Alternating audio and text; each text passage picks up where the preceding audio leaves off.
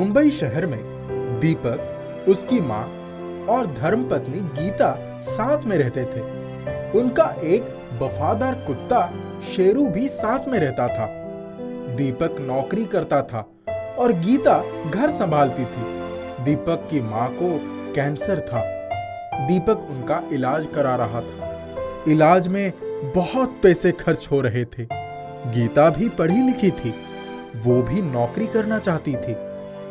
सुनिए जी, यदि मुझे भी कोई ढंग की नौकरी मिल जाए तो हम दोनों मिलकर माँ का अच्छा इलाज करा सकते हैं।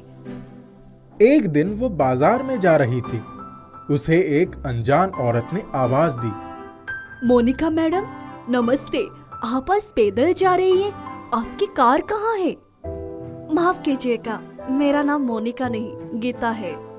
मैडम, आप मुझसे मजाक क्यों कर रही है? मैं सच कह रही हूँ। वो औरत बड़े ध्यान से गीता को देखने लगी। माफ कीजिएगा, आपकी सूरत हमारे मैडम से हुबहू मिलती है। अगर आप उनसे मिलेगी तो खुद हैरान हो जाएगी। मेरा नाम बिंदु है। यदि आपके पास समय हो तो मोनिका मैम का ऑफिस यहीं पास में है। मैं आपको उनसे मिला दूंगी। क्या मुझे उनके यहाँ नौकरी मिल सकेगी? हमारे मैडम तो मालकिन है, अरबों की संपत्ति है उनकी। आपको चुटकी बजाते ही नौकरी दे सकती है। चलिए, मैं आपके मैडम से जरूर मिलना चाहती हूँ। बिंदु गीता को लेकर अपनी मोनिका मैडम के ऑफिस में पहुंच गई। मोनिका मैडम भी गीता को देखकर आश्चर्य में पड़ गई। Oh my God, copy to copy, same to same. ये तो जैसे मैं ही हूँ। आपका शुभ नाम? गीता। मैडम, सचमुच हम दोनों की शक्लें एक जैसी है, आवाज एक जैसे है।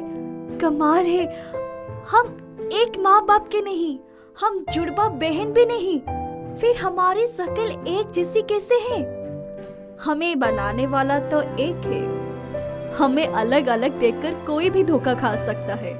गीता की यही बात मोनिका मैडम के दिमाग में घर कर गई। बैठिए बैठिए, आप खड़ी क्यों है? Sure, thank you. आपका ऑफिस बहुत शानदार है। Thank you so much. Geeta शानदार ऑफिस के इंटीरियर डेकोरेशन को देख रही थी। बिंदु ने मोनिका मैडम के कान में कुछ कहा और फिर बाहर चली गई। मुझे अपनी बड़ी बहन ही समझ लो। शायद हमारा पिछले जन्म का कोई नाता हो। अरे हाँ, मैंने सुना है आप नौकरी की तलाश में हो।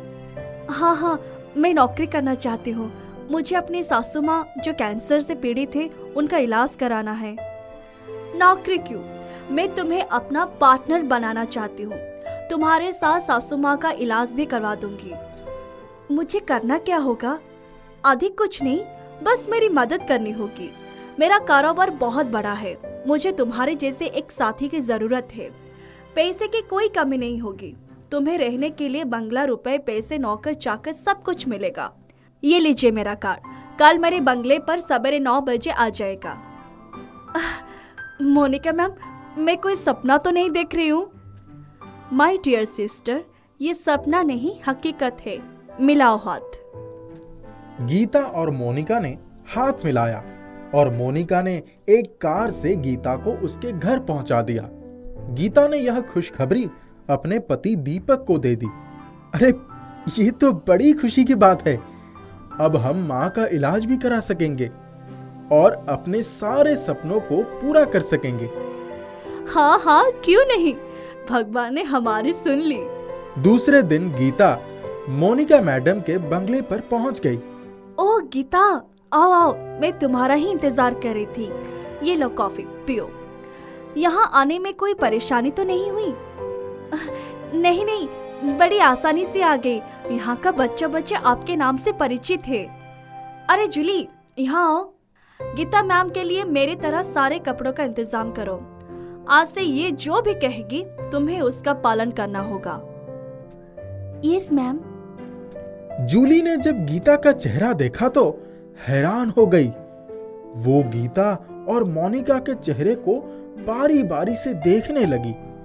गीता मैम को अपने साथ ले जाओ और मैंने जो कहा है वैसा ही करो। Yes ma'am. मोनिका ने गीता को भी इशारा किया और जूली गीता को लेकर एक दूसरे कमरे में चली गई। गीता सचमुच बहुत हैरान थी। कुछ ही देर में गीता नए मॉडर्न कपड़े पहनकर मैडम के सामने पेश हुई।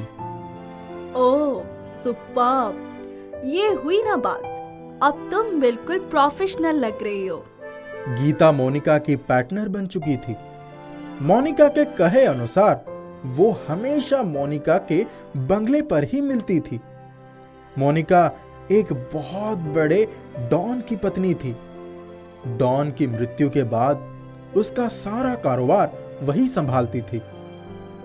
मोनिका ने बहुत से लोगों की नजरों में गीता को मोनिका ही बनाकर पेश की। मोनिका ने गीता को कभी भी उसके काले धंधे के बारे में नहीं बताया था। गीता अपने पति दीपक के साथ एक नए बंगले में रहने लगी थी।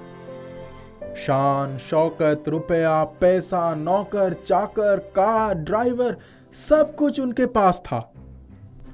उनके मां का अच्छा इलाज हुआ और वो ठीक भी हो गई।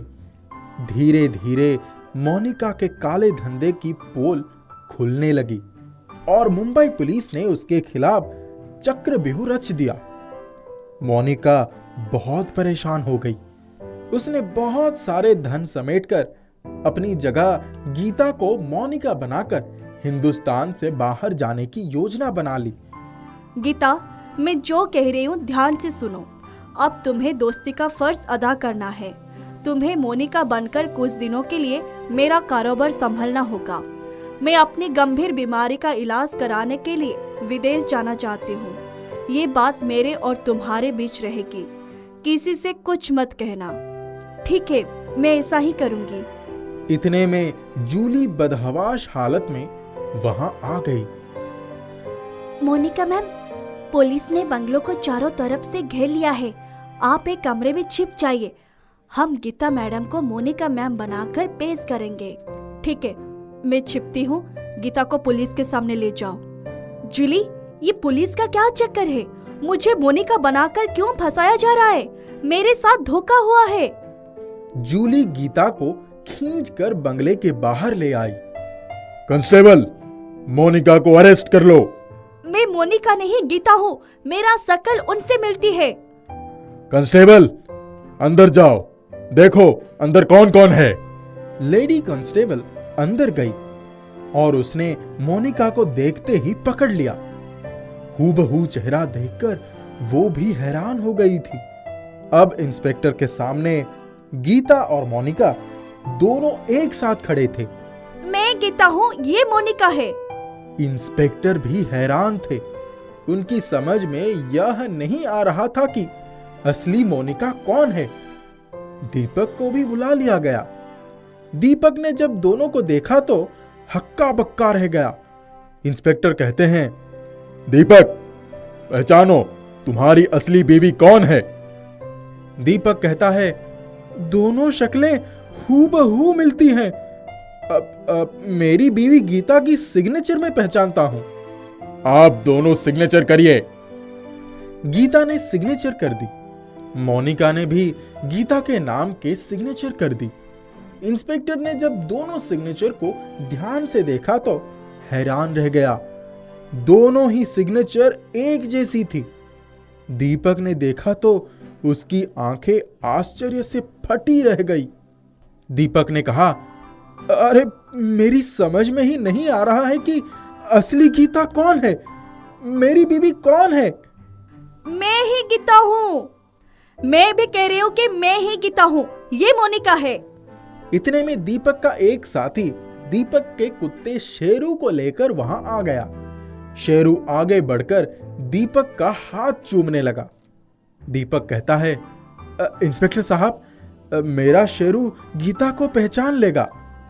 ठीक है, शेरू को आगे भेजो। मोनिका और गीता दोनों शेरू को अपने पास बुलाने लगी। शेरू पूंछ हिलाते हुए गीता के पास चला गया और उसका हाथ चाटने लगा। दूसरी तरफ वो मोनिका को देखकर भौंकने लगा। असली गीता की पहचान हो गई। मोनिका गिरफ्तार हो गई। दीपक की असली बीवी को कोई नहीं पहचान सका, लेकिन एक वफादार जानवर ने अपनी मालकिन को पहचानने में कोई भूल नहीं की। फुलकारी वाली ओढ़नी। नंदिता बहुत खूबसूरत थी। गोरा रंग, तीखे नैन नक्श और घने लंबे काले बाल उसकी सुंदरता में चार चांद लगा देते थे। उसने जब 10वीं की परीक्षा में टॉप किया था, उसी दिन उसके पापा पंजाब से उसके लिए फुलकारी की कढ़ाई वाली बहुत ही खूबसूरत रंग बिरंगी ओढ़नी लाए थे। जब नंदिता ने यूनिवर्सिटी में एडमिशन लिया, उसके कुछ समय के बाद पापा उन्हें इस दुनिया में बेसहारा छोड़कर चले गए। पापा के ऑफिस में ही माँ की नौकरी लग गई थी। नंदिता उस ओढ़नी को बहुत सहेज कर रखती थी। उसके लिए वह ओढ़नी अपनी जान से भी ज्यादा प्यारी थी। जब भी वह उसे देखती, पापा का चेहरा आंखों के सामने घूम जाता था। एक बार उसके कॉलेज में एनुअल डे का फंक्शन था। अपनी मित्र मंडली के साथ कैंटीन में चाय पीते समय किसी के हाथ से लग जाने पर उस ओढ़नी पर 4-5 बूंद चाय छलक गई थी। रो रो कर उसकी आंखें लाल हो गई थीं। शेखर ने उसे कितना समझाया था। अरे यार, ऐसा क्या है इस ओढ़नी में? इस मामूली सी ओढ़नी के लिए तुम तब से रो रही हो। चलो, रिहर्सल के लिए देर हो रही है, शाम की तैयारी भी करनी है। शेखर की इस बात पर उसका गुस्सा 7वें आसमान पर पहुंच गया। उसने कहा, शेखर, ये मामूली ओढ़नी नहीं है। पापा ने मुझे तब दी थी जब मैं 10वीं में टॉप करके आई थी। मेरे लिए यह ओढ़नी अपनी जान से ज्यादा कीमती है। इतना कहकर पैर पटकती हुई चली गई। फंक्शन खत्म होने पर लोगों ने उसे बहुत बधाइयाँ दी थीं। शकुंतला के रोल में अपनी उदासी और खूबसूरती में उसने जान डाल दी थी। शेखर तो उसका दीवाना ही हो गया था। घर आने पर माँ ने ओढ़नी पर लगे चाय के दाग निकाल दिए थे। उसके बाद से वह किसी खास मौके पर ही उस ओढ़नी को ओढ़ती थी। उसका कॉलेज खत्म हो चुका था। उसने यूनिवर्सिटी में टॉप किया था और कॉलेज में लेक्चरर के पद पर नियुक्त हो गई। शेखर ने एमएससी करके बैंक की नौकरी कर ली। एक दिन शेखर का फोन आया। उसने कहा, नंदिता, मुझे तुमसे मिलना है। नंदिता ने उसे मिलने का समय दे दिया। वह सुबह से सोच रही थी क्या पहनेगी। अलमारी खोलते ही फुलवारी वाली ओढ़नी पर उसकी नजर पड़ी। उसने मैचिंग सूट निकाला और ओढ़नी लेकर शेखर से मिलने चली गई। शेखर ने उसको देखते ही गुलाब का फूल देते हुए कहा, नंदिता, कॉलेज में हम रोज मिलते थे, तब पता नहीं चला कि तुम मेरे लिए कितना मायने रखती हो। अब मैं तुमसे शादी करना चाहता हूँ, क्या तुम्हें मंजूर है? नंदिता के गुलाबी गाल रक्तिम हो उठे। उसने गुलाब के फूलों को चूम लिया और मुस्कुराते हुए कहा, हाँ। दोनों की शादी हो गई। दोनों बड़ी खुशी खुशी अपनी गृहस्थी में रम गए थे। एक दिन नंदिता ने अपनी फुलवारी वाली ओढ़नी ड्राई क्लीनिंग में दे दी। जब लाने गई तो वो मिल ही नहीं रही थी। ड्राई क्लीनर ने कहा, मैडम, कल ले आना। उसने उसको इतनी बातें सुनाई थी कि शेखर को उसे चुप कराना पड़ा था। शेखर ने रसीद खुद रख ली और जब तक ओढ़नी नहीं मिली रोज दुकान का चक्कर काटता रहा। जिस दिन वह उसे लेकर आया, खुशी के मारे नंदिता रो पड़ी। उसने कहा, मुझे लगा था कि अब ये कभी वापस नहीं मिलेगी। शादी के 3 साल बाद जब नंदिता की बेटी हुई तो घर खुशियों से भर गया। नंदिता अपनी बेटी दिया को 1 मिनट के लिए भी अपने आप से दूर नहीं करती थी। उसकी छुट्टियां कब खत्म हुई उसे पता ही नहीं चला। 1 हफ्ते बाद उसे ज्वाइन करना पड़ा। उसने दिया के काम के लिए एक आया रखी, पर अकेले उसके ऊपर छोड़कर जाने की हिम्मत नहीं कर पा रही थी। शेखर ने कहा, देखो नंदिता, मेरे मम्मी पापा तो नहीं आ सकते, भाई की पढ़ाई है, हम तुम्हारी माँ को ही बुला लेते हैं, क्या कहते हो? नंदिता ने कहा, हाँ, ये ठीक रहेगा। माँ के आने से उसे काफी राहत महसूस हो रही थी। माँ दिया का पूरा ध्यान रखती थी। एक दिन जब नंदिता कॉलेज से आई तो माँ को परेशान देखकर बोली, माँ, सब ठीक है ना? माँ ने कहा, आज सुबह से दिया ने दूध नहीं पिया, मैंने तुम्हें 2 बार फोन भी किया था। नंदिता ने तुरंत दिया को गोद में उठाया और बोली, डॉक्टर को दिखाना होगा। उसने झटपट अपना बैग रखा, दिया को फुलवारी वाली ओढ़नी में लपेटकर डॉक्टर के पास चली गई। डॉक्टर ने दिया को देखकर दवाई दी और कहा, ठंड से बचाना। दिया की वजह से नंदिता ने छुट्टियां ले ली और दिया ठीक हो गई। रविवार का दिन था। सब आंगन में बैठकर धूप सेक रहे थे। तभी शेखर की नजर उस ओढ़नी पर पड़ी जो दिया के ऊपर पड़ी हुई थी। शेखर ने कहा, नंदिता, ये तो तुम्हारी सबसे फेवरेट ओढ़नी थी ना, कैसी हो गई? इसी के लिए तुम मेरे ऊपर कितनी नाराज हुई थी, याद है? ड्राई क्लीनिंग में जब ये कहीं गुम हो गई थी, इसी के लिए तुमने मेरी नाक में दम कर दिया था। रोज रोज चक्कर लगाने के बाद ये बड़ी मुश्किल से मिली थी। नंदिता और उसकी माँ चुपचाप शेखर की बातें सुन रहे थे। उसकी माँ ने कहा, बेटा जब लड़की माँ बन जाती है ना, तो उसकी सारी ख्वाहिशें, सारी चाहतें उसके बच्चे तक सिमट जाती हैं।